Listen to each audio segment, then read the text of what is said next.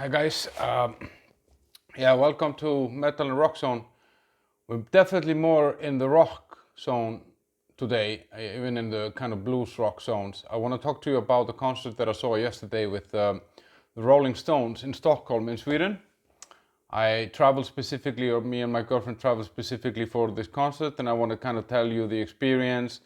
If I think this is the last gig they will ever do, and yeah, how that gig was, and a bit of at the end a bit of a freaky fact about the Rolling Stones and Stockholm or Sweden. Wearing my hat because my girlfriend isn't here to tell me not to wear it. I love that hat. She hates it, so I'm using the opportunity. She's not here. So yeah, this tour is this Rolling Stones 60. They're celebrating the 60 years of touring, and I think actually the first gig was on the 12th of July 1962, and I read it somewhere the other day. They kind of stepped in as a plan B for a band that dropped out or was offered to do a bigger gig. So the club owner offered them to go on stage, and the rest is kind of history, you know. And you know, I obviously grew up listening to the Rolling Stones. My mom is a huge fan. I've actually been with her at least twice to a Rolling Stones concert, and she's been a few more times. So it's kind of the music that I got in with my mother's milk, let's say, you know, and all these albums here, you know, all these were in my home, and yeah, I heard all these songs, so I knew them by heart as a kid, and yeah, so it's kind of like one of those bands that has always been there. It didn't really matter when I went off track, I went onto my track, let's say, to listen to Slayer and Metallica and you know, heavy metal and death metal and black metal and whatever. The Stones have always been there, and I always listen to them as well, you know, and I really like them. And I think, yeah, I've always had this relationship somehow with that band that means that I always want to go and see them.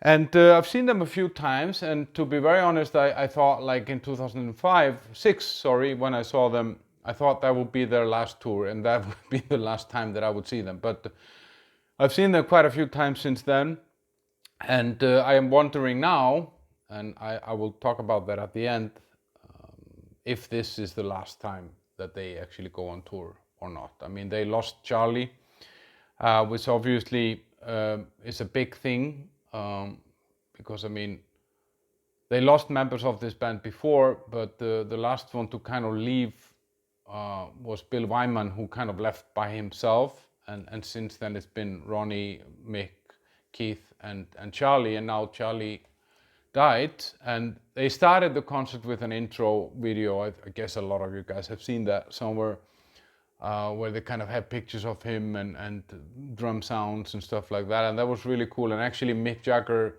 spoke about it also, that it's so weird to be not touring with him and having him on the drums. It must be a huge change for those guys, because keep in mind, it's 60 years of doing this together, and they were. I felt that gave this concert a really nice human touch. That he was very kind of open about how sad it is to be without Charlie. Now, as for the gig itself, like the set list there was 19 songs. I think it was a really good and healthy mix of songs. I think these 19 songs are of 12 albums or 11 albums or something like that, and not more than 2 songs per album. So there were a few surprises. I mean, I think in general on this tour they've been playing that song Out of Time, and when Mick introduced it, he said that, you know, we haven't had that as a part of our tour program before, and we're kind of playing around with it and having fun with it, and it was nice, and they did it nice. That was a really nice one.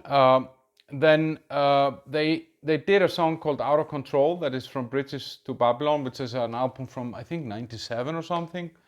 And yeah, that was a big surprise. Because this is the second last gig on the tour. They have one more gig in Berlin, and then the tour is over. So it's a bit surprising that they're adding a song this late on the gig. So yeah, that one was an interesting one. They did Angie instead of Wild Horses, which they've been doing. They've been doing Wild Horses, but they did Angie. That was actually bad. That was somehow off. I don't know what it was, but it was off. And then yeah, they did that "Living in a Ghost Town" song. I think they made that song at the beginning of COVID. They played that song. That was kind of, I was surprised the crowd was very on with that song somehow, which was a nice thing to see, because I mean, with a band like Rolling Stones, most of the songs you want to hear are from, albums that were, put out in the 70s or something. So yeah, more stuff. Yeah, they did Give Me Shelter. That wasn't really like their best version of that one. I didn't feel that I felt that it somehow a little bit lacked energy. Um, and when I've seen them before, that has very often been kind of the highlight of the concert, but that wasn't in this case. They did a really good version of Midnight Rambler. That was really, really cool. And I think, yeah, Start Me Up was good for me as well. The last song was Satisfaction, which we have here on the channel. And yeah, that was also really good. So overall, I would say the set list was good. I mean, I didn't feel that anything specific was missing, or anything it wasn't too long, it wasn't too short, or anything like that. Keith Richards sang 2 songs, Connection and You Got the Silver. And Connection we have here on the channel as a video, so you can check that out. I'm putting that up later. And yeah, so overall happy with the set list. Now on to the show and the sound. The show wasn't, I mean, it was just big screens, like one big screen in the middle and 2 on the side. And then they had like ramps where, mainly Mick was running around, and Ron Wood. And both out to the crowd and also to the sides, so that everybody got a chance to see them. And but as for lights and stuff like that, it's just more videos and projections on those screens. And so that was kind of basic. The sound in the beginning was quite bad, and I was in the front. There was some diamond pit where you just right in front of the stage.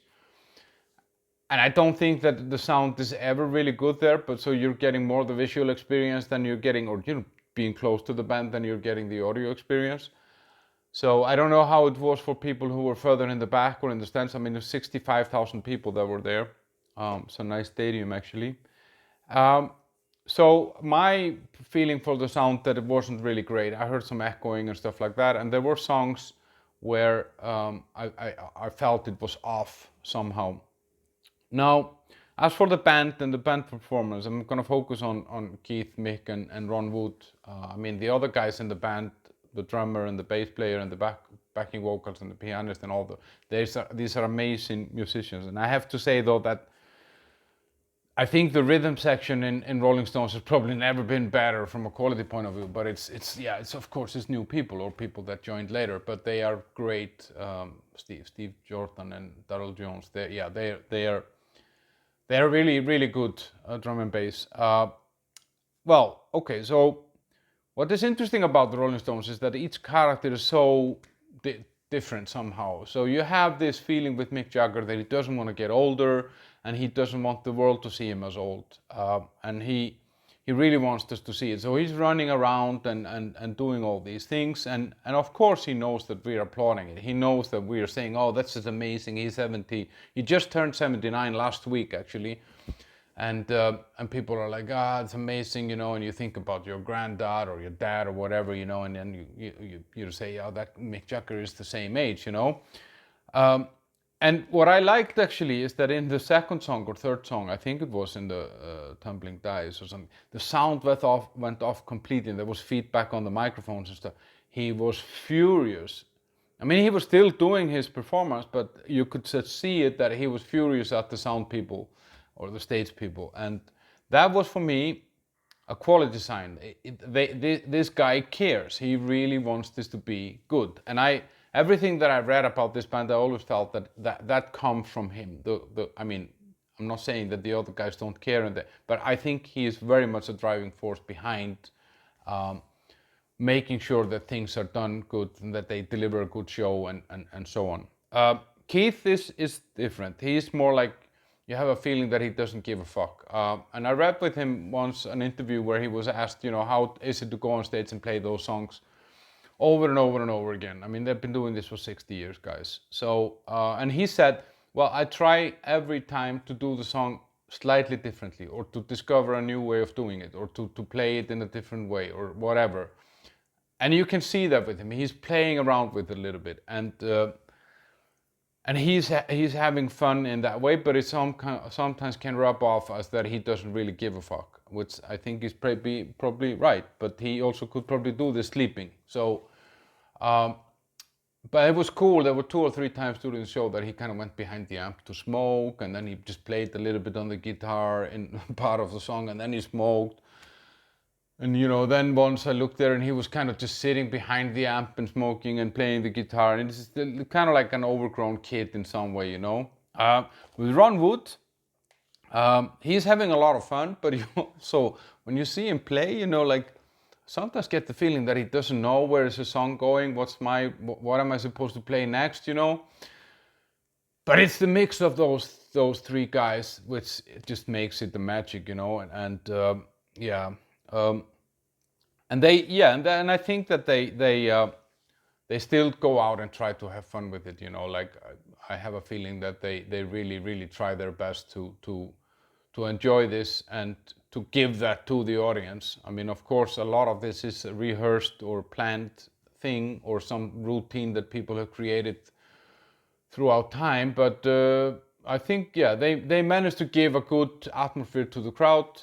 Mick was very good at engaging with the crowd. He speaks a lot of Swedish, actually, or kind of Scandinavian, Swedish, Norwegian, and he kept on doing that. I mean, he even he made more than just a simple thank you and stuff like that. He made whole sentences in Scandinavian or in Swedish, which of course obviously gets the crowd going, and it makes you wonder who are the women that he picked this up from, because I'm not sure that Mick Jagger at some point sat down and said, I'm just going to learn Swedish.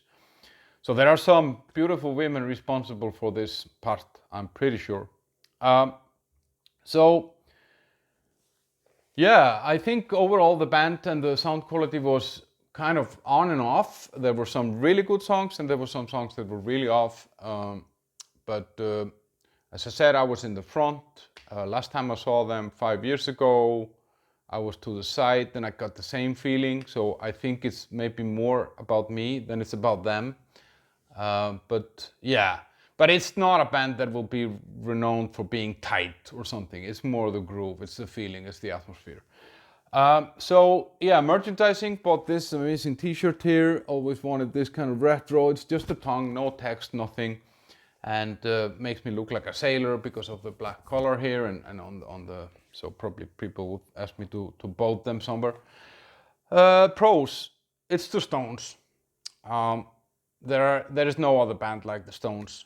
There are no characters like those people. I don't think there is anyone around in music anymore that has done or has been as long at it as them. Bob Dylan probably, Paul McCartney, and maybe a few blues guys, I don't know, but probably no one who goes out and plays for 65,000 people and does a tour out of it.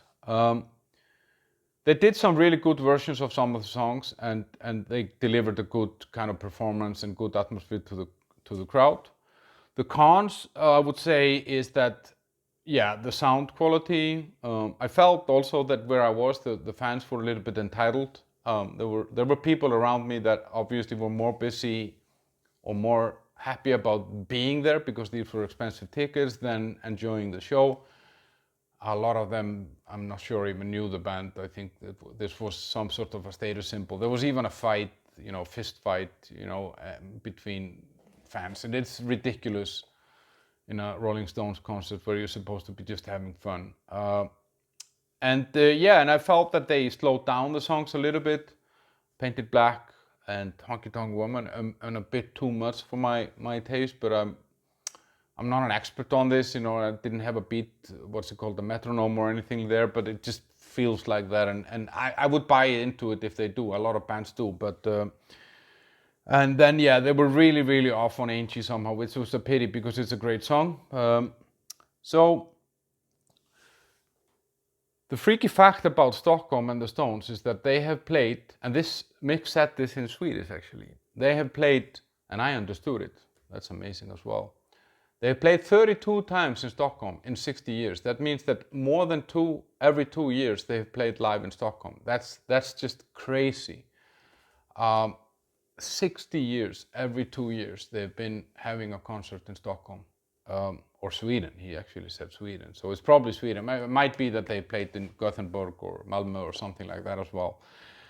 And now, yeah, I think then the other thing is what I was thinking in the beginning here. I was saying, is this the last time that they will play? And it's tempting to think so, just because of Charlie having died, and Mick had heart issues last year. But I don't think it's the last time, because when I was thinking about it, okay, in the last song then there will be balloons, or there will be confetti, there will be fireworks, not fireworks, it was indoor, or the roof was on the stadium, but there will be something that signals that, guys, this is the last time you will see us, or the goodbye session will be longer or something, after the stage and stuff, or on the stage when they finish the last, but they didn't do any of this. So I think they're going to go touring again. They have one more concert left on this tour in Berlin. And my recommendation is go and see them. Go and see the Stones. It's the Stones. I will go and see them as long as I can. I'll probably die before them. By the way that things are going now, then they seem to live forever. Yeah, you should go and see them. As for my score on this, out of 10, I would give them 9, but I would say that half of it is a senior citizen discount that they get for just being the Stones. So the fare would be maybe 8.5, even closer to 8. But it's the Stones. Did I tell you it's the Stones? So hope you enjoyed. Subscribe to the channel, all that stuff. Check out some of the other reviews, and thanks for watching. Have a great day. Bye bye.